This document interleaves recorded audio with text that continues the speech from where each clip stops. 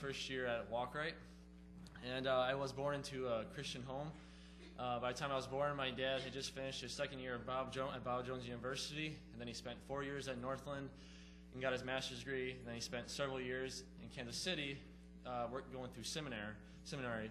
And then for the past 7 years, he's been a pastor at a small church in Minnesota. So that's where we lived the past few years. And I was saved when I was 7 years old.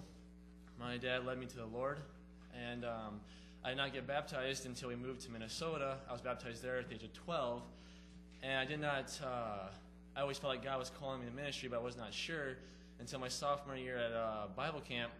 I knew that God was calling me to the full-time, well, we were all called to full-time Christian service, but I knew God there was calling me to be a youth pastor my sophomore year in high school.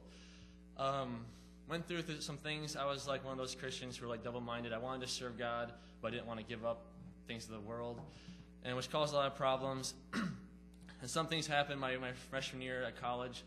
Last year I was at Maranatha Baptist Bible College. This year I'm at Walk Right.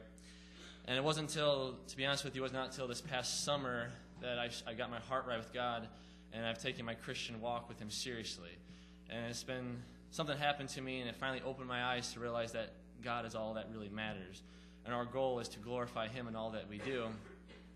I am not proud of that because I try to push it out of my mind, but sometimes I think, how much could God have used me if I had gave my life to Him when I knew I should have? How many souls are burning in hell right now because I was out messing around or doing something foolish and choosing to walk away from God instead of walking with Him? And I try to push that in my mind because we're not supposed to dwell on things in the past, but it still comes back to me. I do plan on finishing out at Walk Right for many years. God wants me to go there.